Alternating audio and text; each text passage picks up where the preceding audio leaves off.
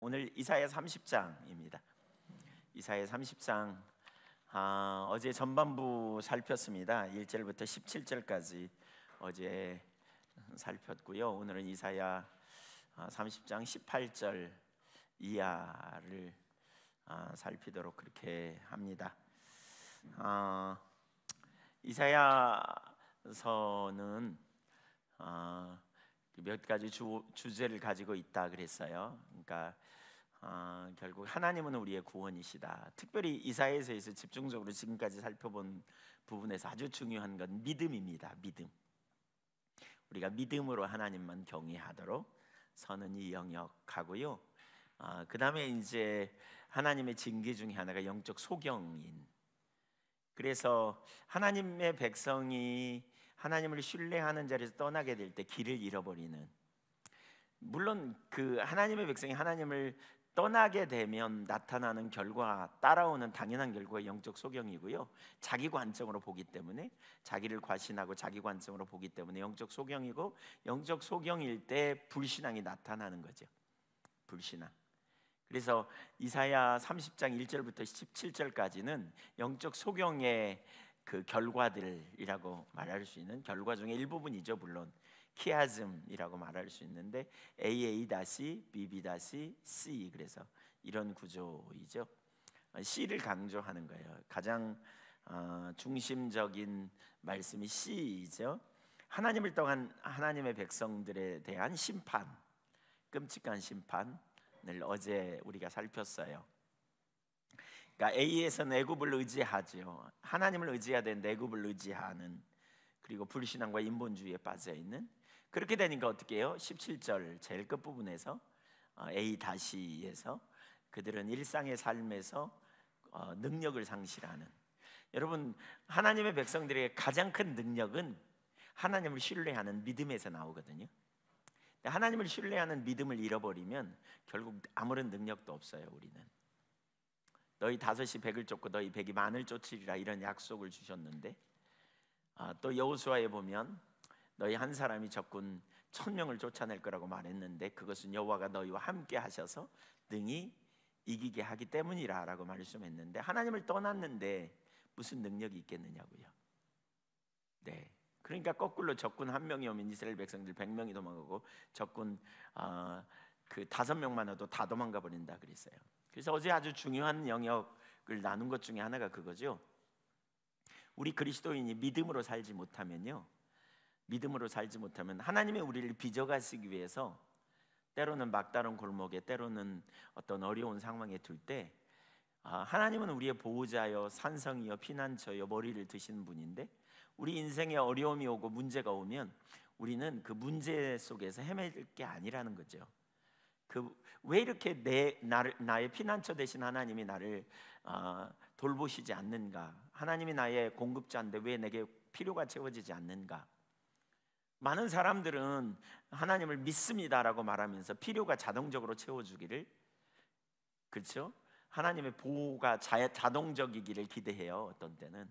그리고는 그렇게 기대하다가 내 머리를 드시는 하나님, 반석, 또 변호사, 이 하나님이 자동적으로 그렇게 해주시기를 기대했다가 안 해주면요, 그렇게 안 되면요, 하나님 원망하고 불평합니다. 사람 탓하고요. 근데 우리 그리스도인은 믿으니까, 믿는데 안 일어나면 뭐가 문제냐고 하나님 앞에 가야 된다 그랬잖아요. 이게 믿음의 사람의 정상적인 반응이고요. 그렇게 될 때 하나님께서 뭐가 문제인지 깨닫게 하시고 보게 하셔서 돌이키게 하신단 말이에요. 그럴 때 하나님을 경험으로 알게 돼요. 근데 그렇게 되면 영적인 성숙이 일어나는 거죠. 근데 불신앙에 있으면요, 하나님께 나아가는데 계속 실제가 안 되는 거죠. 능력을 상실하는 거죠. 불신앙에 빠지면 능력을 상실해요. 문제가 있을 때 하나님 앞에 해결책을 찾아 나가지 못하면 능력을 상실해 버리는 거죠. 그렇죠? 길을 잃어버리는 거예요. 그렇게 될 때 나타나는 특징 중에 하나가 뭐냐? 그 다음에 하나님에 대한 원망과 쓴뿌리가 생겨요. 그러니까 여기 30장 17절 트라우마가 생겨갖고 겁쟁이가 되는 거예요. 하나님이 주신 그러한 능력 있는 삶이 아니라 겁쟁이가 돼요. 그리고 믿어도 별 수 없는 것 같다, 안 된다, 이런 의식으로 머릿속에 가득한. 그런 상황 때는 말씀을 또 못 듣는다 그랬어요.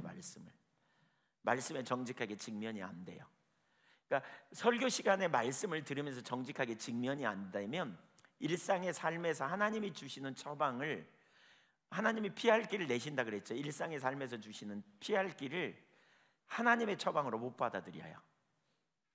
그러니까 전혀 능력이 없는 거예요. 하나님이 우리를 인도하실 때, 하나님께서 인도하실 때 말씀을 보내사 위험한 지경에서 건져내시는데, 설교 시간에 혹은 성경을 읽으면서 하나님이 너야 너 그거 돌이켜 라고 말하는데 싫어요, 안 들을래요, 그런 설교 하지 마세요, 나 그런 설교 듣고 싶지 않아요, 이런 식이 되어지면 하나님께서 위기 가운데 있을 때 말씀을 보내어 주셔도 안 듣는다는 거죠. 그렇게 가지고 된다냐 뭐 이렇게 나오는 거죠. 우리는 말 타고 도망갈 거다. 하나님은 잠잠히 쉴래고 기다려라. 아니야, 말 타고 도망갈래.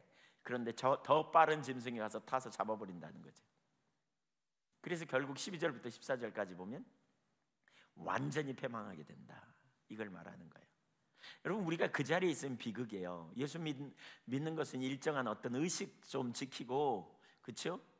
이게 아니에요. 하나님과 우리는 생생한 인격적인 만남이고요, 그분의 말씀이 우리의 생명이고, 그렇죠? 우리는 그분을 실제로, 하나님을 실제로 신뢰하는 자리에 서야 강력한 능력이 있어요.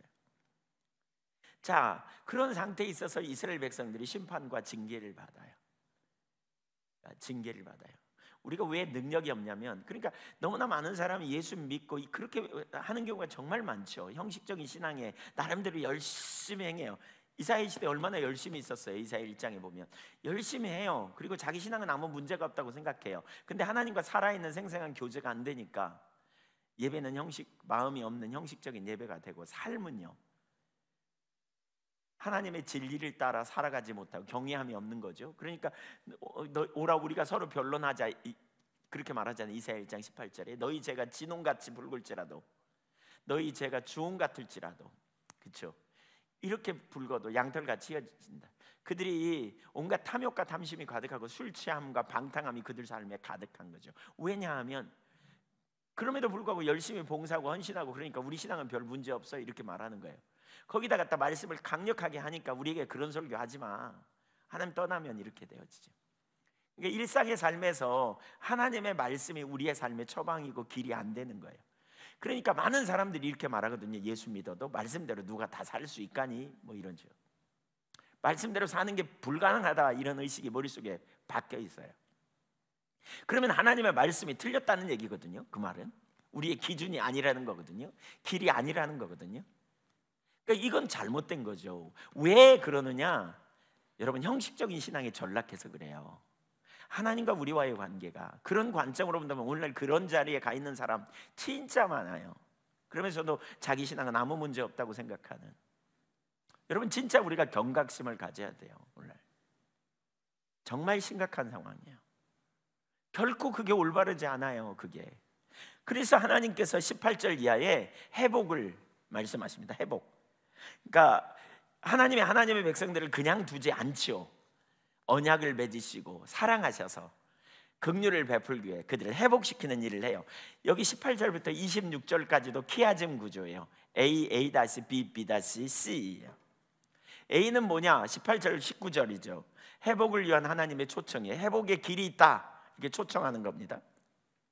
A는요, 초청하신 하나님이 그들 가운데 오십니다. 임하십니다. 26절에. 그래서 그들에게 임하셔서 치유와 싸매임과 온전한 회복이 이루어집니다. 육신적인 영적인 회복이 일어나는, 하나님 동행하시는 삶의 회복이 일어나요. B는 뭐냐? 말씀이 회복됩니다. 그러니까 아까 말씀이 가려졌잖아요. 이제 말씀이 회복되는 일이 일어납니다. 그들에게 말씀이 회복돼요. 말씀이. 그랬더니 어떻게 되냐? 환경적인 영역에서 풍성함을 경험해요. 그들이. 이게 B예요. C, 중심 구절이 뭐냐? 이 회복의 가장 중심 구절이 뭐냐? 우상을 제거하는 거예요. 우상을 제거하기 위해서 형식적인 신앙에서 돌이켜 하나님과 친밀한 교제로 돌아가는 게 첫 번째고요. 그렇게 될 때 주님이 오세요. 이게 A예요. B는요, 그렇게 되면 말씀이 회복되고요. 말씀이 회복되니까 환경에, 일상의 삶에서 하나님이 복을 주세요. 일상의 삶에. 그리고 이 말씀의 회복되면서 나타나는 결과가 뭐냐? 우상을 제거해요. 그러니까 우상이 제거된 다음에 일상의 태문이 열려요. 환경적인 산업의 축복을 받고요. 그리고 그 사람에게 하나님께서 함께 하시는 역사가 나타나요. 저는 오늘 이 부분이 아주 중요합니다. 실제로 이런 역사가 나타나는 가정들을 되게 많이 봅니다. 삶에 진짜 어려움이 많았던 사람들, 진짜 환경적으로 정말 어려웠던 분들이 이렇게 하나님께로 돌아오니까 회복이 일어나더라고요. 오늘 설교는, 오늘 살펴보는 부분은 너무너무 중요한 영역입니다. 회복의 길을 그대로 보여주는 부분이에요. 첫 번째로 보세요. 18절 19절 볼까요? 회복을 위한 하나님의 초청입니다. 그러니까 긍휼을 가지신 하나님이 초청해 줍니다. 그러나 여호와께서 기다리시나니 이는 너희에게 은혜를 베풀려 하심이요 일어나시리니 이는 너희를 긍휼히 여기려 하심이라. 대저 여호와는 정의의 하나님이라 그를 기다리는 자마다 복이 있도다. 여기 몇 가지를 볼 수 있어요. 징계 주게 보여주신 하나님의 긍휼은 그러나라는 단어 속에 담겨져 있어요. 그러나 이건 뭐죠? 전환입니다. 획기적인 전환. 지금 완전히 멸망하게 될 그들을 위해 하나님께서 징계받고 있는 유다 백성들을 향해 간절한 하나님의 심정, 저들이 돌이키기를 원하는 심정을 담고 있어요. 여러분, 이게 하나님의 마음이에요. 하나님은 하나님의 백성들이 징계 가운데, 억압 가운데 있는 걸 원치 않아요. 제가 목회자로서 조금 보이는 게 진짜 회복의 길이 있는데 돌이키지 않는 게 얼마나 안타까운지 이런 생각이 있어요. 분명히 회복의 길이 있거든요. 분명히 새로워지는 길이 있거든요. 진짜 관계가 깨지고 억압이 가득하고 문제투성이인 분들이 분명히 회복될 길이 보여요. 관계가 회복되고 경제적인 그런 풍요의 삶을 하나님께서 태문을 열어주시고 자녀들이 회복되고 모든 영역의 회복의 길이 분명히 보여요. 그게 하나님의 마음이에요. 그게 하나님. 그러나라는 이 반전. 두 번째로 기다리시는 하나님을 거기 볼 수 있어요. 그러나 여호와께서 뭐 하나니? 기다리시나니. 하나님은 기다리세요. 왜요? 긍휼을 베풀려고요. 그러니까 여기 히브리어 예하케라는 단어는 인내심을 가지고 고대한다, 그런 의미예요. 하나님은 유다 백성들이 죄악에도 불구하고 반드시 은혜를 베풀어 주시기 원하시는 그 마음을 가지고 계셔서 하나님은 하나님의 백성들을 기다리신다고요. 뭐 하려고요? 돌이키기를 기다리는 거죠. 은혜를 주시려고, 그들이 전환하도록 하기 위해서 기다리신다고. 이게 아버지의 마음이에요. 부모가 자녀를 징계할 때 잘못했다고 말하고 돌이키기를 원하지 않아요. 그렇죠? 이게 부모의 마음 아닙니까? 세 번째, 기다리는 이유. 왜 기다리느냐? 은혜를 주시기 위함입니다. 다른 표현으로 말하면 긍휼히 여기시려고, 불쌍히 여기려, 불쌍히 여겨서 은혜를 주시려고. 이게 하나님의 마음입니다. 은혜의 본질은 그 백성을 향한 긍휼의 마음, 긍휼히 여기심. 그 다음에 네 번째, 그렇다면 어떻게 해야 하는가? 우리가 여호와를 기다려야 됩니다. 여호와께서 기다리시는데 누구를 기다리느냐? 여호와를 기다리는 자를 기다리세요. 뭐 하려고요? 복 주려고요. 하나님이 징계하시고 은혜를 베푸시기 위해 하나님을 기다리는 자를 기다리십니다. 하나님을 기다리는 자를 기다려요. 그러니까 여기 하나님을 기다린다는 말을 조금 더 살펴보면 세 가지 의미를 볼 수 있어요. 하나는 회개하는 거예요. 돌이키는 거예요. 돌이키는 거예요. 아까 그들은 반아수르 정책을 펴기 위해 어디로 갔어요? 애굽으로 갔어요. 근데 이제 애굽에 가지 않고 거기서 돌이켜 하나님께로 가는 거예요. 하나님께. 우리의 유일한 해답은 하나님뿐이다. 하나님을 향해 가는 거예요. 어제 우리가 나눴죠. 많은 사람들이 하나님을 믿는다고 말하면서 자기가 자기의 보호자 노릇하려고 그래요. 하나님을 믿으면 하나님께 맡겨야 되는데 맡기지 못하고 내가 나를 변호하고 내가 나를 보호하고 내가 나를 지키고 이렇게 하려고 하면서 우리 속에 뭐가 올라와요? 하나님께 맡긴 사람은 하나님의 내가 그 길을 따라가요. 그 무슨 얘기예요? 누가 나를 억울하게 했다, 하나님께 내가 원수 갚는 것도 맡겼다. 그러면 어떻게 해요? 내가 그것을 하나님께 맡기니까 나는 하나님이 하라는 대로 하는 거예요. 용서하라면 용서하고, 회개하고, 용서하고, 축복하는 거예요. 근데 이게 맡기지 않으면요, 맡긴다고 입술로 말할지 모르지만 내 머릿속이 내가 스스로 원수를 갚기 위해 연구하기 시작해, 노력해. 그러면서 씩씩거려. 그러면서 막 여러 가지 생각을 해. 그러면서 이런저런 노력을 해. 막 자녀를 주님께 맡깁니까? 아멘 그래요. 근데 그냥 자녀가 조금 잘못되면 머릿속이 바빠. 어떻게 내가 해볼까 막 이런 거죠. 막 그러면서 막 뭐가 안 돼. 그러면 속상해. 그러면 막 유장병 걸려. 그래놓고는 뭐라 그러냐? 하나님이 어찌하여 나를 유장병 걸리게 하시나이까 그래. 하나님이 그럴 거예요. 내가 언제 그러대? 네가 그랬지. 상관없는 삶. 이게 인본주의. 이게 영적 소경인 삶이라고 어제 예를 들었잖아요. 그런 예들을 어제 몇 가지를 들었는데, 이렇게 됐다면 거기서 돌이키는 거예요. 놓는 거예요. 거기서. 그리고 회개하는 거예요. 하나님이 저의 보호자십니다. 하나님이 저의 변호사입니다. 하나님이 저의 공급자입니다. 내가 하나님만 신뢰하고 살기를 원합니다. 목회자로서도 마찬가지예요. 우리가 목회하면서요, 제가 과거에 그걸 못 깨달았을 땐 밤에 잠을 못 잔 적이 많아요. 소화가 안 돼. 어떤 때는 교회 문제 생기거나 어려움이 있으면, 어려움이 있을 걸 예상되면 그냥 잠이 안 와. 밥잎 맛이 뚝 떨어져. 그냥 속이 상해요. 속이 상해요. 근데 주님께 맡기고 주님의 교회니까 주님이 하시겠지, 나는 어떻게 할까? 그렇게 되니까요, 지금은 교회에 무슨 문제 생길까 봐 잠 못 잔 적 한 번도 없어요. 생각해보니까 그러더라고요. 주님이 염려하셔야지 뭐 내가 염려할 게 아니구나. 전 다만 기도하지만 주님의 교회니까요. 이게 바뀌는 거예요. 이거 그러니까 돌이키는 거예요. 하나님, 전에 제가 하려고 그랬어요. 이게 회개예요. 이 회개가 필요해요. 여호와를 기다리시는 자리에 갈 때 첫 번째는 이런 회개가 필요해요. 두 번째는 하나님을 찾는 거예요. 하나님 자신을 구하는 거예요. 세 번째는 뭐냐? 부르짖어 나가는 거예요. 여기 19절에 보면 그 표현이 나와요. 부르짖는 자를 기다리신다 그랬어요. 부르짖는 자의 기도를 응답하신다 그랬어요. 그러니까 부르짖어 나가는 거예요. 그러니까 하나님을 찾되 간절히 찾는 거예요. 회개하고 하나님을 찾되 부르짖음으로, 부르짖는다는 말은 악을 쓴다 그런 의미도 있지만 그렇게 절박하게 하나님을 찾아 나가는 거죠. 세 가지 의미가 있어요. 자, 호세아 5장을 한번 찾아보겠습니다. 호세아 5장 13절 14절은 징계입니다. 여기 징계. 호세아 5장 13절 14절은 징계를 얘기해요. 찾으셨으면 보세요.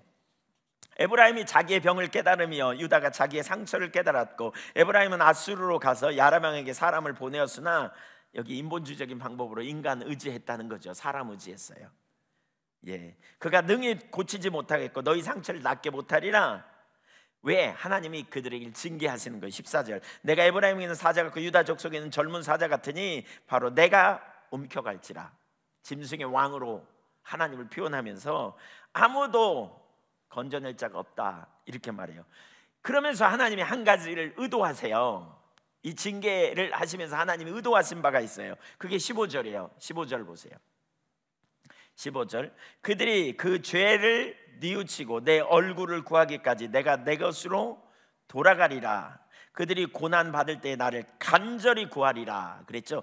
개역 한글로 읽어볼게요. 이전에 내가 내 곳으로 돌아가서 저희가 그 죄를 뉘우치고 내 얼굴을 구하기까지 기다리리라 그랬어요. 개역 한글은 기다리리라. 하나님이 기다리신다니까요. 뭘 기다려요? 징계를 허락하시고요, 고난과 어려움 속에 있을 때 저들이 이렇게 하기를 내가 기다리고 있다 그런 거예요. 내가 내 곳으로 돌아간다는 말은 하나님 임재를 거두시고, 하나님이 임재를 거두시고 그리고 기다리신대요. 뭘 기다려요? 여기 죄를 뉘우치는 거, 회개하는 거예요. 내가 잘못했구나. 그리고 돌이키기를 원하는 거예요. 내가 이 인본주의적인 삶을 살았구나. 내가 인간 중심적인 삶을 살았구나. 내가 내 방법으로 있었구나. 돌이키는 거예요. 그리고 두 번째 뭐예요? 하나님의 얼굴을 구하는 거예요. 어떻게 구해요? 간절히 구해요. 간절히. 고난을 받을 때 나를 간절히 구해요. 하나님을 간절히 구해요. 하나님을 찾는 건 하나님의 얼굴을 구하는 거고요, 이게 바로 하나님을 기다리는 거예요. 하나님의 기다린다는 말의 의미가 뭔지 여기 보이시죠? 어떻게 기다려요? 어떻게 기다려요? 죄를 회개하고 하나님 자신을 구하되 간절히 사모함으로 가는 거예요. 하나님, 저를 긍휼히 여겨주세요. 하나님, 제가 뭐가 문제인지 알게 해주세요. 하나님 오셔야 돼요. 하나님, 저 잘못했어요. 제가 하나님만 의지하고 살기를 원해요.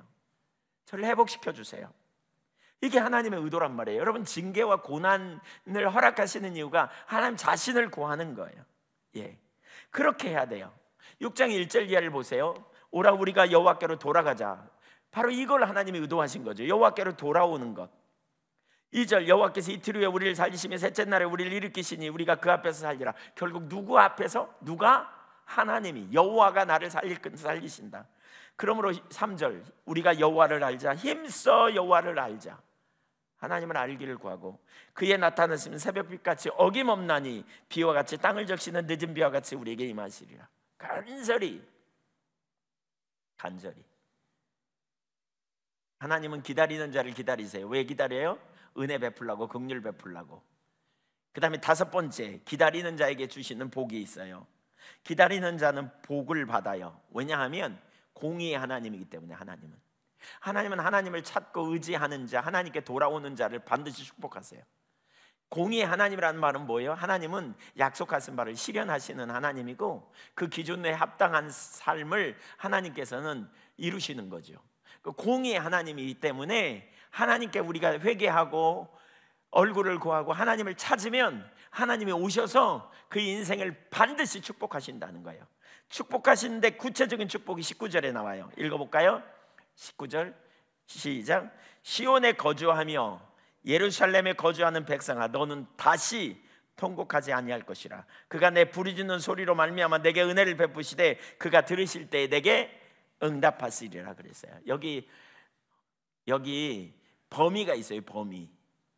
누가 복 받느냐? 시온에 거주하며 예루살렘에 거주하는 백성이라 그랬어요. 하나님이 주신 축복받는 범위가 있어요. 시온에 거주하며 예루살렘, 이게 뭐예요? 하나님의 임재가 있는 곳이에요. 하나님이 계신 곳을 의미해요. 하나님의 약속이 있는 곳이에요. 바로 거기 있어야 돼요. 거기. 그러니까 우리가 하나님을 찾을 때, 하나님이 오셔서 우리가 하나님의 임재 가운데 들어갈 때 하나님이 우리에게 복을 주신다는 거예요. 거기 있어야 보호막이 있어요. 거기 있어요. 하나님의 언약 아래 있는 것, 무엇보다 하나님의 임재를 구하는, 하나님 자신을 구하는 그 백성들이 통곡하지 않게 될 것이다. 왜? 하나님이 부르짖는 소리를 들으시고 응답하실 거기 때문에, 보호하실 것이기 때문에, 구원하실 것이기 때문에. 이것이 하나님의 은혜라는 거죠. 시편 40편 1절에 보면 이렇게 말합니다. 내가 여호와를 기다리고 기다렸더니 귀를 기울이사 나의 부르짖음을 들으셨도다. 2절에 기가 막힐 웅덩이와 수렁에서 나를 끌어올리시고 내 발을 반석 위에 두사 내 걸음을 견고하게 하셨도다. 누가요? 내가 기다리고 기다린 하나님이 오셔서 내 손을 잡아 기가 막힐 웅덩이에서 나를 끌어올리셔서 반석 위에 내 발을 두사 견고하게 나를 세우신다. 여러분, 이게 회복의 핵심 키예요. 핵심 키. 이게 보여야 돼요. 이게 누가만 나의 생명이다. 하나님만 우리의 생명이에요. 여호와께서 기다리세요. 긍휼로. 왜? 우리에게 은혜를 베풀려고. 누구를 기다려요? 여호와를 기다리는 자를. 기다린다는 말이 뭐라 그랬어요? 회개하고요, 하나님의 얼굴을 구하고 온 힘으로 전심으로 하나님을 찾는, 부르짖어 나가는, 같은 맥락이에요. 전심으로 하나님 자신을 구하는 이런 자에게 하나님이 복을 주신다니까요. 복을 주세요. 하나님이 친히 하나님 노릇 해주시는 거예요. 그 삶이 우리가 뭐냐? 시온에 거하고 예루살렘에 거하는 삶이라고 할 수 있어요. 거기에 놀라운 축복이 있어요. 저는 이사야서를 전에 이 구절을 많이 봤지만 이게 핵심이에요. 핵심. 여호와를 기다리는, 하나님을 기다리는 거예요. 우리 가운데 임하시고 우리의 삶을 통치하시도록. 두 번째, 이렇게 기다리니까 하나님께서 말씀의 회복을 주십니다. 은혜를 베푸실 때 말씀의 회복을 주십니다. 20절 보겠습니다. 주께서 너희에게 환난의 떡과 고생의 물을 주시나 내 스승은 다시 숨기지 아니하시리니 내 눈이 내 스승을 볼 것이며. 직역하면 이런 얘기예요. 그리고 나의 주께서 너희에게 떡, 환난, 그리고 물, 고통을 주셨다. 떡과 환난, 물과 고통. 그러니까 떡과 물을 주셨어요. 근데 거기에 뭐가 섞였다고요? 환난과 고통이 섞였대요. 그러니까 여러분, 하나님이 우리의 삶에 우리가 하나님을 찾는다 그래서 금방 산업의 회복이 되는 게 아니에요. 금방 우리의 삶에 물질적인 풍요가 이루어지는 게 아니에요. 근데 제가 보니까 반드시 물질적인 풍요도 회복되더라고요.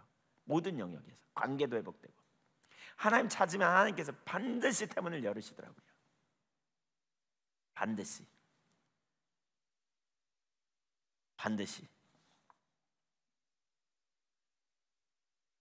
그러면서 뭐라 그래요? 여기 은혜를 베푸시는데 그러나라는 말이 있어요. 그러니까 원어를 보면 직역하면 그러나 그분께서 너희 스승을 더 이상 숨기지 않으실 것이다. 그리고 너희의 눈들이 너희의 스승을 볼 것이다. 그러니까 제일 먼저 하나님이 베푸시는 은혜가 뭐냐?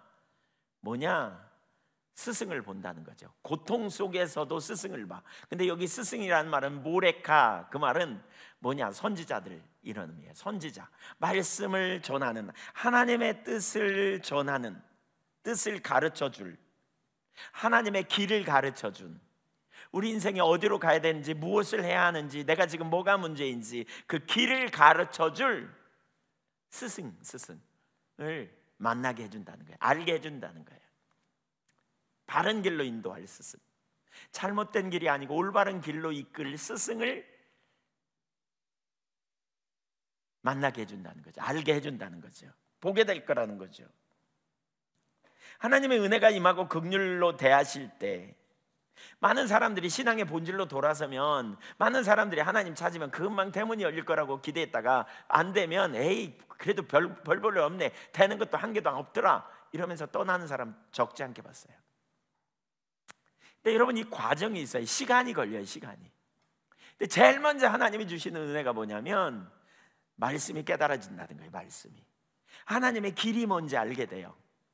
나는 전에 이렇게 살았는데 이게 아니었구나. 내 신앙이 형식주의였구나. 내가 인본주의적인 삶을 살았구나. 내가 돈을 의지했구나. 내가 제 갈 길로 갔구나. 내가 자기중심에 있었구나. 이걸 깨닫게 되는 일이 일어나는 거죠. 깨닫게 되는 일. 스승을 숨기는, 하나님의 뜻과 계시를 선포하는 선지자들. 29장에서 보니까 29장 10절 11절에 보면 말씀이 가리워지잖아요. 닫힌 책이 되잖아요. 근데 선지자가 와가지고 이제 열린 책이 되는 거죠. 말씀을 읽을 때 성령께서 조명해서 깨닫게 하시고 이 말씀을 잘 풀어 설명되면서 내가 무엇이 길인지 뭐가 생명인지 알게 되는 일이 일어나는 거죠. 이게 하나님 베푸신 은혜의 첫 번째예요. 너무너무 놀라운 은혜의 시작이에요. 이게 징계 가운데 있을 때 한 가지 문제는 뭐냐? 아모스 8장 11절에 보면 말씀의 기갈이거든요. 말씀의 기갈. 물이 없어 가람이 아니라 말씀의 기갈이다. 그래서 너희가 이 바다에서 저 바다까지 북쪽에서 동끝까지 비틀거리며 여호와의 말씀을 구하려고 다녀도 알지 못하나니 그랬어요. 근데 회복은, 은혜의 회복은, 한번 따라해주세요. 은혜의 회복은 말씀의 회복이다. 제일 먼저 말씀이 깨달아져요. 내 삶에 이게 문제구나. 내가 이게 잘못됐구나. 이게 탁 깨달아지기 시작하는 거예요. 내가 내 갈 길로 갔구나. 깨닫게 되면 무슨 일이 일어나요? 회개가 일어나는 거죠. 자꾸 그러니까 말씀이 깨달아지면 바꾸잖아요. 길을 수정하잖아요. 조정이 일어나잖아요. 네. 21절도 볼까요? 말씀이 어떻게 우리에게 임하는지 보세요. 시작. 너희가 오른쪽으로 치우치든지 왼쪽으로 치우치든지 내 뒤에서 말소리가 내 귀에 들려 이르기를 이것이 바른 길이니 너희는 이리로 가라 할 것이며. 여러분, 치우쳤다는 건 잘못된 거잖아요. 그러니까 왼쪽으로 치우치든지 오른쪽으로 치우치든지, 한마디로 말하면 잘못된 길로 가면 내 뒤에서 말소리가 들려, 내 귀에 들려 그랬어요. 내 뒤에서 말소리. 이것은 무슨 의미냐면 지속적으로 하나님께서 말씀을 주시는 거예요. 이제 그때부터 하나님께서 이렇게 은혜가 임하면 지속적으로 이것도 잘못됐어, 이거 잘못됐어, 그리 가면 안 돼, 이걸 자꾸 깨닫게 하시는 거예요. 그래서 어디로 가요? 이것이 바른 길이야, 이렇게 가야 돼 라고 우리를 가르치기 시작하는 거죠. 하나님을 떠나면 욕심을 따라, 하나님을 떠나면 자기중심을 따라, 감정을 따라 막 치우쳤는데 하나님이 자꾸 말씀을 우리에게 주시는 거예요. 이게 바른 길이야, 이게 옳은 길이야, 이게 의의 길이야, 이게 생명의 길이야, 뭐 이런 올바른 길로 자꾸 인도하는, 자꾸 말소리가 들린다 내가 들으려고 했다, 이게 아니고요, 깨달아지기 시작한다는 게 들렸다는 말은. 그래서 이리 가는 것이 옳은 길이야 라고 한다는 거예요. 왜? 왜 이게 있어요? 회복 이전에 이게 되어져야 봐요. 그러니까 뭐가 잘못됐는지 우리가 봐요. 우리가 얼마나 익숙합니까? 인본주의적인 삶의 길을 얼마나 익숙합니까? 인본주의적인 방법을 우리가 얼마나 익숙합니까? 근데 그거 아니야. 이리 가야 돼. 하나님이 안 기뻐하는 길을 내리고 하나님이 기뻐하시는 길로 가도록 자꾸 깨닫게, 자꾸. 진짜 하나님의 은혜가 이게 우리에게 얼마나 이 은혜가 여러분 정말 중요해요. 저는 지금도 그런 은혜를 하나님 참 많이 부으시는 것 같아요. 제가 옆으로 가 있을 때 어떤 때는 하나님께서 깨닫게 하시고 비추시고 이렇게 하면서 이렇게 보게 돼요. 제가 다른 분의 설교를 들을 기회가 많지 않아서 더군다나 저에게는 정말 주님의 은혜가 필요합니다. 근데 어떤 때 기도할 때 또는 성경을 볼 때 어떤 때는 설교하면서 제 모습이 비춰질 때가 있어요. 올바르지 않은, 돌이키게 되는 거죠. 이게 얼마나 놀라운 축복인가. 언젠가는 막 잠이 안 와. 그래서 왜 잠이 안 오지? 저는 누우면 금방 자는 사람이에요. 근데 잠이 안 와. 자다가 깨. 그러면 틀림없이 그때는 뭔가 하나님이 말씀하신 사인인 경우가 많아요. 그러면 그 중간에 앉아가지고 막 찾아요. 하나님, 제가 뭐가 문제인지. 그때 깨달은 경우가 많아요. 잘못된 걸 딱 보여주세요. 정말 중심에 회개하고 돌이키도록 하는 거죠. 이렇게 말씀이 자꾸 우리 가운데 깨달아지고 깨달아지는 과정을 통해서 어떤 일이 일어나느냐, 결국 세 번째가 있는데, 그 전에 한 가지 물어볼게요. 여러분에게는 말씀이 깨달아지는 은혜가 있으세요? 그리고 그걸로 인해서 여러분의 삶에 변화가 일어나세요? 그것 때문에 막 고민하세요? 그것 때문에 막 그 삶을 안 살려고 막 애통해하고 은혜를 구하는 자리로 가세요? 이게 하나님의 말씀이 여러분을 견인해 가는 거예요. 우리를 끌고 가는 거예요.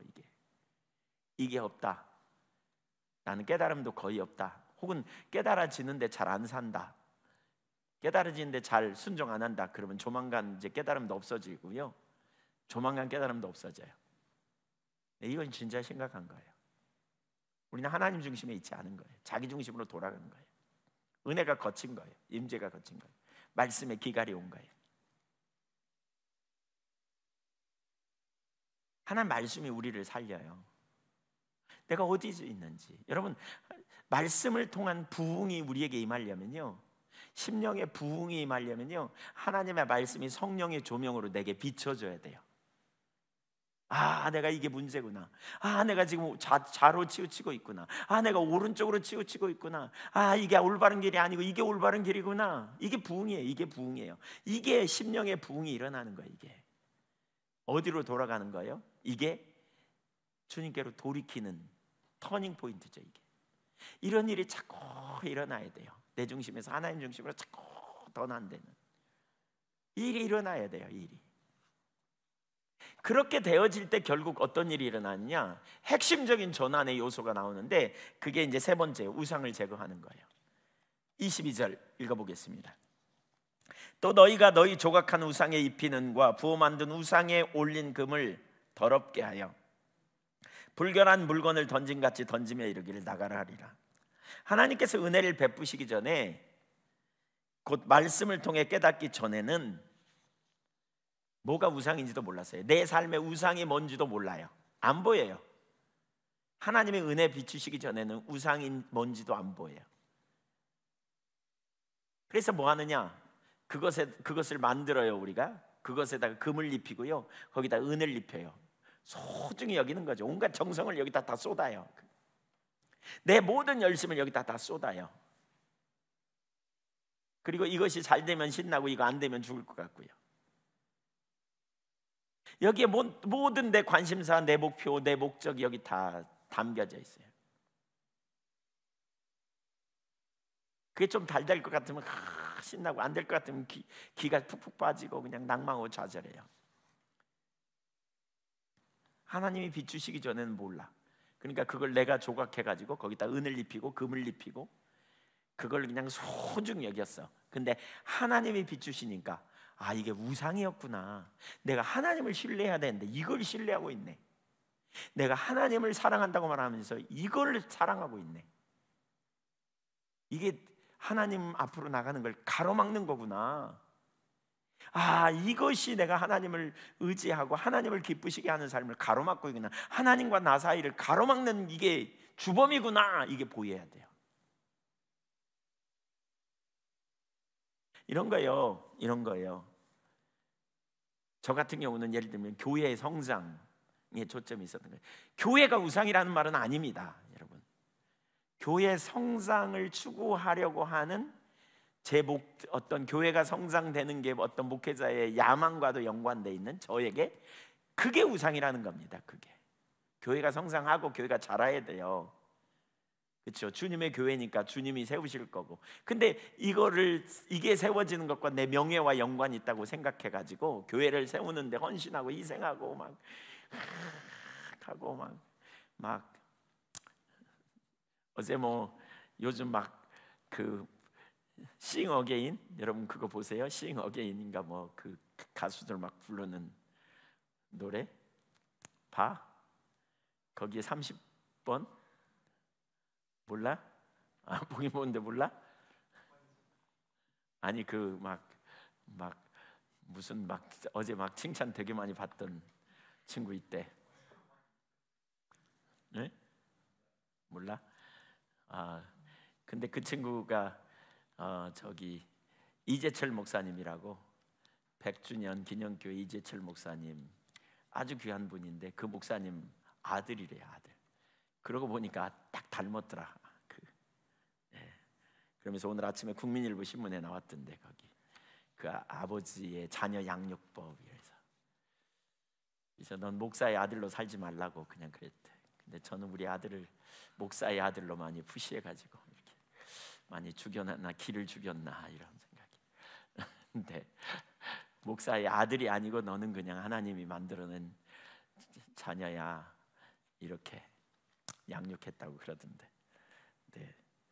우리가 자녀에 대한 기대감도 내가 가진 욕망, 야망을 이루는 프레임을 씌우죠, 거기다가. 이렇게. 교회가 우상이니까 예를 들면 목사로서 제가 자녀들에 대해서도 이렇게 좀 희생시키고 이렇게 많이 하지 않았나. 자녀에 대한 부분도 마찬가지예요. 우상 어떻게 잘할까? 좀 잘하는 것 같으면 신났다, 못하는 것 같으면 죽었다가. 하나님을 신뢰해야 되는데 이게 보여야 돼. 자녀가 우상이다 그 말은 아니에요. 자녀에 대한 나의 생각이 우상이에요. 물질에 대한 우상, 재물, 돈 자체가 우상이라는 말은 아니에요. 돈을 사랑하는 내 마음, 하나님과 나 사이를 가로막는 이게 우상이라는 거예요. 이게 우상. 거기에 내 마음을 온통 빼앗기고 거기에 내 초점을 빼앗기던 걸 이제 불거란 물건을 던진 같이 이게 보이면 던지며 나가라 한다는 거죠. 내 생각 속에서 몰아내는 거예요. 그걸 내 생각 속에서 그걸 몰아내버리는 거예요. 뭘? 하나님과 나 사이를 가로막는 그 내 자기중심적 가치관, 이걸 몰아내버리는 거예요. 몰아내버리는 거예요. 나가 너. 난 하나님이 최고야. 난 하나님을 신뢰해. 하나님 앞에 그런 고백을 하는 거예요. 무화과 나무가 무성치 못하고 외양간에 송아지 없어도, 하나님 제가 전에 무화과 나무가 열매 많이 맺는 거, 하나님 외양간에 소가 많은 거, 이것이 저의 기쁨이었는데 알고 봤더니 제가 거기에 온통 초점 두고 거기가 제 인생의 목적과 목표가 있는 것처럼 살았지만, 하나님, 그런 제 생각이 하나님과 저 사이를 가로막았어요. 그래서 제가 이제 하나님 고백해요. 하나님, 저 이거 없어도, 이거 안 돼도 저 하나님이에요. 이게 바로 우상을 버리는 거예요. 이게 바로 우상을 버리는 거예요. 제가 그런 고백 수도 없이 했어요. 하나님, 교회 성장 안 돼도 괜찮아요. 하나님, 제가 정말 작은 교회에서 소수의 사람들 섬겨도 괜찮아요. 저는 하나님이 저와 함께 하면 돼요. 우상이 뭔지 보이세요? 가치관이에요. 가치관, 사고체계. 이걸 내 속에서 몰아내는 거예요. 주님, 전 당신이에요. 이게 되어져야 돼. 이게 내가 온통 거기다 관심을 쏟았어. 내가 온통 거기에 내 모든 열망과 소망을 두었어. 이것 몰아내는 거예요. 하나님, 전 하나님 당신이에요. 제가 당신의 통치 아래 있기를 원해요. 이렇게 되어져야 비로소 하나님이 우리의 삶의 주인이 되고요, 이렇게 되어져야 비로소 우리는 하나님을 사랑하는 자리에 있고요. 이렇게 되어져야 비로소 하나님의 음성 말씀을 들을 때 우리가 순종하는 삶이 가능해요. 이렇게 되어져야. 십자가를 보세요. 하나님이 우리를 얼마나 유하시는지. 여러분, 하나님이 우리를 얼마나 유하시는지 보세요. 이렇게 말하면 어떤 분들은 그러거든요. 그럼 나는 뭐예요? 저는 뭐예요? 저는 희생만 하고요. 뭐 이렇게 살아요? 이게 안 보여서 그래요. 하나님이 우리를 얼마나 유하시는지. 여러분, 부모님은 자녀들을 유하잖아요. 자녀들이 어떻게든지 본인이 희생하더라도 자녀들 잘 되기를 바라잖아요. 하나님은 그보다 100배 1000배 더 그렇게 하시는 분이에요. 그러니까 우리를 가장 완전한 길로, 선한 길로 인도하는 거죠. 이게 안 보이니까 뭐 하나님은 막 뺏어 막 가고, 뭐 하나님은 나를 희생이나 하고, 뭐 하나님은 나를 몰아나 가는 것처럼 생각하는 거예요. 이게 안 보이니까. 십자가에 그 나타난 하나님의 사랑이 얼마나 큰지, 얼마나 나를 유하시는지 모르니까, 안 보이니까. 마치 하나님이 우리에게 뭐 달라 그러기나 하고, 뭐 심술궂게 뭔가 막 뺏어갈라 그러나 하고, 내 인생은 뭐 그냥 완전히 그냥 박살내는 뭐 소모품적으로 여기는 것처럼 여겨지니까 많은 사람들이 하나님께 올인을 못해요. 여러분, 안 그래요. 하나님은 여러분의 부모님이 여러분을 사랑하는 것과 비교할 수 없을 만큼 더 많이 하나님은 완전한 사랑으로 우리를 유하세요. 그래서 바울 사도가 그래요. 하나님이 우리를 유하시는데 누가 우리를 대적하겠느냐. 그 유하시는 사랑을 얘기한 게 뭐예요? 자기 아들을 아끼지 않고 내놓으신 사랑을 생각해 보라는 거예요. 이게 하나님이 우리를 유하시는 거예요. 비교할 수 없을 만큼 하나님이 여러분을 유하세요. 우리가 하나님 신뢰하고 나갈 수 있는 근거가 거기 있는 거죠. 그래서 하나님과 나 사이를 가로막는 걸 우리는 나가라 하는 거예요. 왜? 주님 안에 있는 것이 가장 완전하니까. 주님 안에 있는 것이 우리의 삶의 가장 완전한 삶이에요. 이걸 깨닫는 거예요. 그래서 누가 던져요? 전에 우상을 누가 만들었냐면 자기가 만들었어요. 거기다 금을 입히고 은을 입혔어요. 온갖 정성을. 근데 이제 자기 스스로 버리는 거예요. 그거. 이거 우상이네. 아이고 더럽네. 아이고 더러운 것. 원어를 보면요, 쓰레기 같은 거예요. 그 불결한 물건, 쓰레기 같은 거. 아주 쓰레기예요, 쓰레기. 근데 그걸 던져버린다는 거예요. 쓰레기 들고 막 좋아할 사람 있어요? 알고 봤더니 내가 쓰레기 붙잡고 있었네. 하나님과 나 사이를 가로막는 쓰레기. 놓는 거죠. 그러니까 이게 되어져 회복이 일어나요. 반드시 이게 보여야 돼요. 그러니까 하나님을 집중적으로 찾으면 말씀이 우리 가운데 보이고, 말씀이 비춰질 때 그게 쓰레기였구나. 오늘 지금 이 설교를 들으면서 여러분 중에 이게 쓰레기였구나, 이게 보이면 좋겠어요. 이 깨닫는 은혜예요. 어제 우리 한 분이 그렇게 저한테 문자를 보내와서 제가 좀 읽어드릴까요? 본인한테 말씀 안 드렸는데 지금 보고 계실 텐데. 예. 근데 흉이 아니고요, 귀한 일이기 때문에 얘가 왜 안 움직이냐. 네. 제가 한번 읽어볼게요. 거기 이렇게 보내오셨어요, 저한테. 네. 목사님이 말씀하실 때 나는 아니라고 손세를 쳤던 사람이 바로 나였음을 발견합니다. 절망했었고, 설교 시간에 말하는데 난 아니라고 손세를 쳤다는 거죠. 절망했었고 하나님을 원망하고 다른 사람을 원망하던 나를 보았습니다. 나의 죄도 해결하지 못했던 내가, 남을 구원하려 했던 내가 얼마나 어리석었는지 모릅니다. 그래서 전번에는 하나님께 내가 정말 갖고 싶어 그래서 전번에도 하나님께 내가 정말 갖고 싶어 했고 나의 모든 것이라고 여기던 것도 버렸는데, 주지 않은 하나님을 원망하며 울부짖었던 나를 발견했습니다. 어제 설교를 들으면서 이런 걸 발견했다는 거죠. 그런데 오늘 아침에 일어날 때 하나님께서 불쌍히 여기시고 만나주시고 또 들어주시겠다고 하시고, 또 그래서 감사의 눈물을 흘렸다고 하나님이 놀랍게 깨닫게 하신 것을 이렇게 보내셨더라고요. 보내셨어요. 그러니까 하나님만 하실 크기의 일들을 이루시는, 하나님 행하시는 놀라운 역사들. 그러니까 깨달음이 계속 있어야 사실 우리가 보여지고, 그래야 놓아요. 그래야 놓을 수 있어요. 우상이구나, 이렇게. 네 번째, 시간이 많이 가서 간단히 언급합니다. 그 뒤에 환경적인 회복이 일어납니다. 23절, 네가 땅에 뿌린 종자에 주께서 비를 주사. 여러분, 농부의 심정을 저는 알아요. 씨 뿌려놨는데 비가 안 오면요 말라 비틀어져요. 싹이 났는데 말라져 버리니까 농부의 심정도 말라져요. 근데 주께서 비를 주사 땅이 먹을 것을 내며 곡식이 풍성하고 기름지게 하실 것이며, 그날에 내 가축이 광활한 목장에서 먹을 것이요 밭가는 소와 어린 나귀도 키와 새스랑으로 까부르고 맛있게 한 먹이를 먹을 것이며. 뭐요? 여기 무슨 일이 벌어져요? 네, 하나님의 백성을 하나님께서 어떻게 해요? 물질적 축복을 얻게 하는 거죠.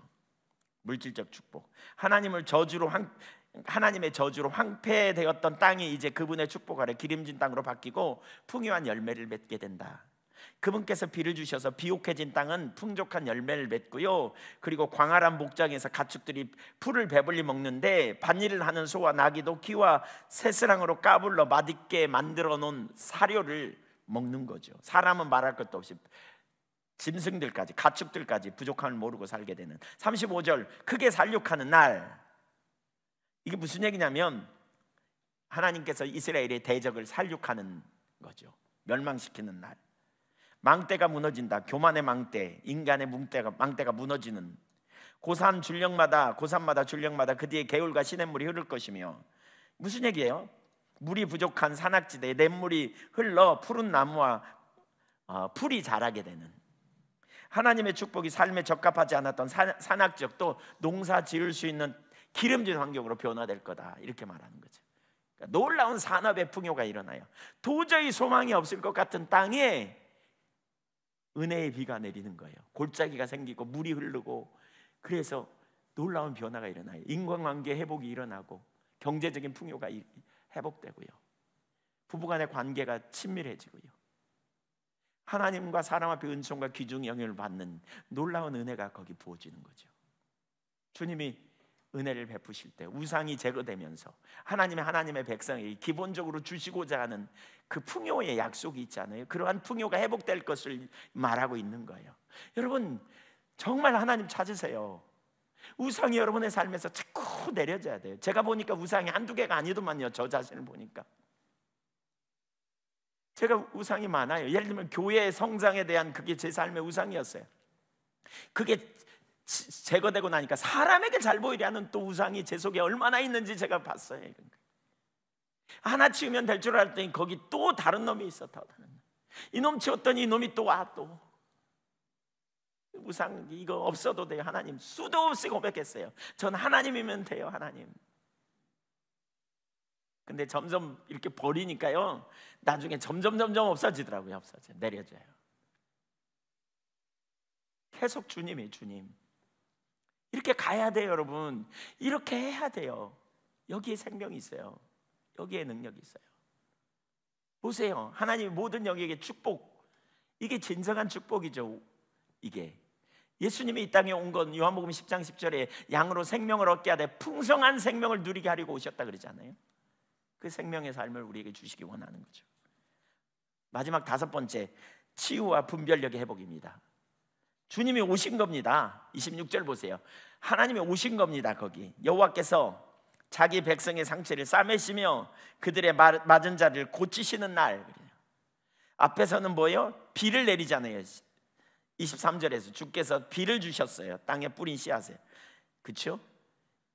우리가 씨앗을 뿌렸는데 거기에 비를 주셨어요.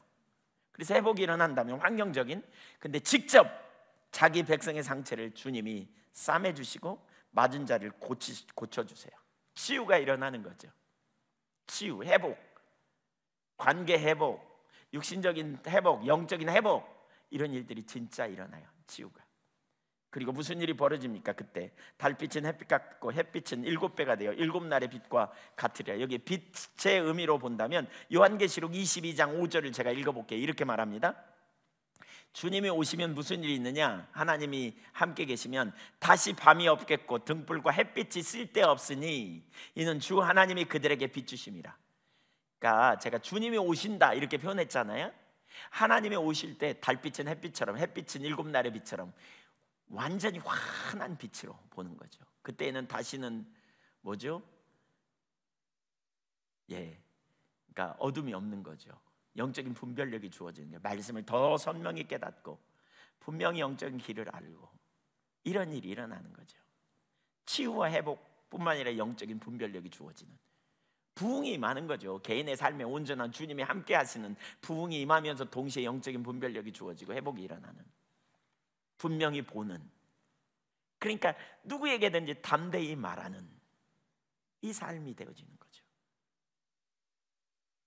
이런 은혜가 우리 가운데 회복되기를 간절히 소망합니다. 정말 저는 개인적으로 제가 그 한 분 한 분을 생각하면 모든 가정이 이렇게 회복되기를 원해요. 전 교회들도 혹시 여기 이한교회 성도님들 아닌 다른 분들도 하겠지만 여러분이 섬기는 교회가 이렇게 회복되면 좋겠어요. 모든 교회들이 정말 이렇게 하나님의 생명이 넘치는 역사가 일어나기를 바라요. 하나님의 생명이 넘치는 역사. 제가 교회를 생각하면서 이걸 봐요. 교회 하나님만 하시는 일이 교회 가운데 있어야 돼요. 아버지가 일하신다, 그러니 나도 일한다. 지금 하나님이 우리 가운데 무슨 일을 하고 계시는지 이런 일이 나타나고요. 우리가 그 일에 우리가 동참하면서 하나님의 뜻이 우리 가운데 회복되고 드러나는 놀라운 역사가 일어나야 되는 거죠.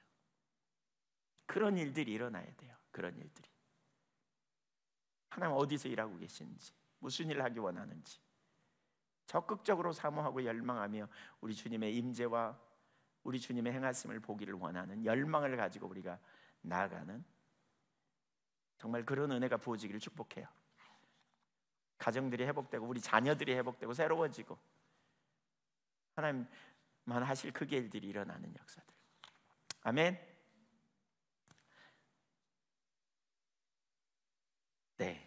기다리오니 주여 임하소서. 우리 그 찬양할까요?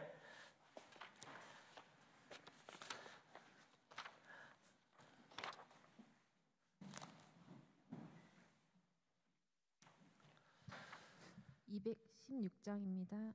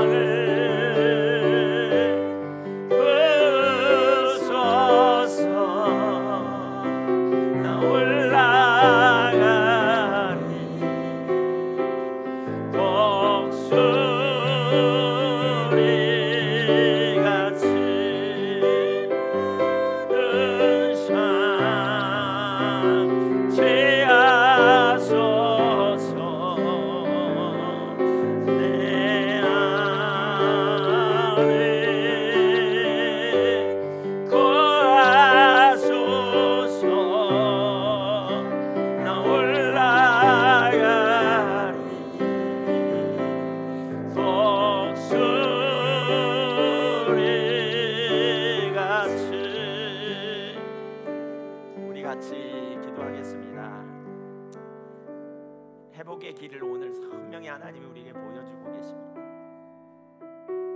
우리가 어디에 있어야 할지 정말 놓쳐서는 안 되는 영역, 주님 앞에 소원을 가지고 우리 결단하며 기도하면 좋겠어요. 우리의 삶에 우상이 있다면 하나님 앞에 회개하고 전 주님이라고 고백하고 우리 간절히 소망하며 하나님 앞에 나가기를 원합니다. 같이 기도하겠습니다. 아버지 하나님, 겸손함으로 저희가 주 앞에 나아갑니다. 하나님, 그러나 우리를 여호와께서 기다리고 계셔서 너무너무 감사합니다. 우리를 기다려 주셔서 너무너무 감사합니다. 이제 우리가 주님을 기다리며 주 앞에 나갑니다. 우리가 주를 갈망하고 주를 사모함으로 주 앞에 나갑니다. 간절한 열망을 가지고 나갑니다. 우리의 삶에 하나님으로부터 오지 않은 우상을 제하고 믿음으로 하나님을 경외하며 하나님을 기쁘시게 하며 하나님께 영광이 되는 삶으로 아버지의 담대함으로 나가기를 간절히 열망하고 소망하며 나갑니다. 우리 아버지 하나님, 우리가 주를 사모하고 갈망하여 주 앞에 가오니 임하셔서 주의 영광을 나타내 주시고 저희들에게 오직 하나님만 경외하며 믿음의 세대로 나아가도록 하나님 기뻐하시는 삶으로 서도록 은혜와 은혜를 더하여 주옵소서. 오 할렐루야. 하나님 아버지 영광으로 임하시며 권능으로 역사하여 주시옵소서. 아멘. 주님, 주를 경외함으로 주 앞에 나아가오니 크시고 놀라우신 은혜로 채우시고 하나님께 영광이 되는 삶이 되도록 은혜를 부으시며 우리 주님만 기뻐하시는 길로 나가도록 은혜와 은혜를 더하여 주옵소서. 오 할렐루야. 하나님 역사하여 주옵소서. 우리의 삶에 우상이 있는지 비춰주시고 깨닫게 하소서. 주여, 주의 백성들이 근본적으로 돌이켜 주의 백성들이 있어야 할 자리에, 주의 백성들이 서야 할 자리에 오직 주님 한 분으로 만족하고 주님으로 기쁨 삼고 주님으로 힘삼는 자리, 하나님 그 자리로 우리를 이끌어 주옵소서. 은혜로 함께하여 주옵소서. 새롭게 하신 은혜를 부어주시옵소서. 능력으로 역사하여 주옵소서. 기름 부음으로 역사하여 주옵소서. 아버지 영광을 경험하도록 은혜를 부어주시옵소서. 하나님 아버지, 우리가 우리의 삶을 경영하려고 하며 우리가 우리의 삶을 우리의 힘으로 개척하려고 하는 것 내려놓고 이 시간 믿음으로 주를 찾고 주를 향하여 나가오니 우리를 기다리시는 아버지, 우리가 주님 앞에 회개하고 겸비함으로 하나님의 얼굴을 구하며 하나님 전심으로 주를 찾아 나가오니 오 주님 은혜를 베풀어 주시고 거룩한 임재로 채우시며 아버지 영광을 저희에게 나타내 주옵소서. 하나님 아버지, 형식적인 모든 신앙을 용서하여 주시고 살아있는 아버지와의 생생한 은밀한 교제 가운데 주를 의뢰하고 경외함으로 나가도록 우리 하나님 은혜를 부어주시옵소서. 오 하나님 은혜를 부어주시옵소서. 오 하나님 은혜를 부어주시옵소서. 오 하나님 은혜를 부어주시옵소서. 생명을 부어주시옵소서. 능력을 부어주시옵소서. 아버지 영광을 나타내 주시옵소서. 아버지의 길로 행하도록 은혜를 더하여 주옵소서. 아버지 하나님, 우리 시대를 긍휼히 여겨주시고 아버지 하나님, 이 시간 하나님 앞에 회개하는 주의 백성들의 기도를 들으시고 이 시간 뜻을 정하여 주님을 찾고 나가는 주의 백성들의 기도를 응답받으며 주님 능력으로 역사하여 주옵소서. 오 할렐루야. 아버지, 주를 경외함으로 나갑니다. 아멘. 주님 아버지 역사하여 주옵소서. 아버지 가르쳐 주시옵소서. 아버지 깨닫게 하여 주옵소서. 아버지 알게 하여 주옵소서. 아버지 하나님, 아버지 하나님, 아버지 하나님, 주님 앞에 믿음으로 나갈 때에 하나님 아버지 깨닫게 하시는 은혜로 날마다 새로워지게 하시고 날마다 회복되게 하시고 날마다 온전케 하나님의 인도하심 가운데 믿음으로 반응하며 나갈 수 있도록 은혜의 은혜를 더하여 주옵소서.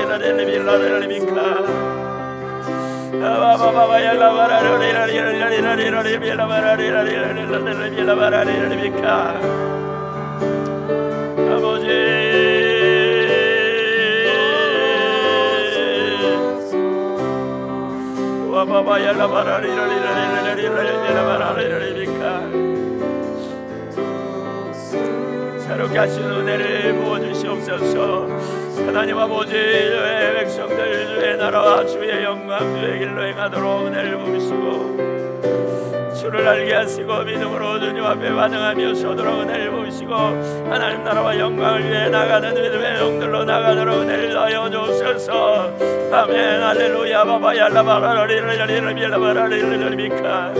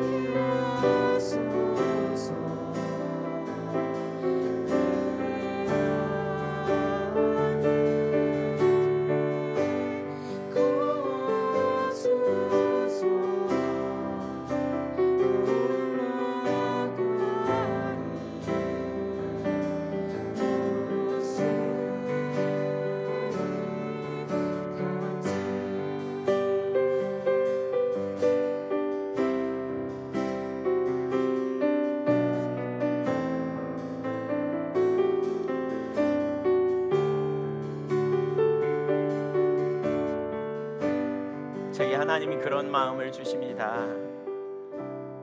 경각심을 가지고 주님을 찾으라고. 조급한 마음으로 주님을 찾으라고. 아무것도 아닌 것처럼 넘기지 말라고. 경각심을 가지고 주님을 찾고 주님께로 나오도록 초청하시는 것 같아요. 지금까지 제가 기도할 때 대부분의 경우는 하나님께 서두르지 말라 이런 마음을 주셨는데요, 경각심을 가지고 조급함으로 주님 앞에 서라고, 세월을 아끼라고.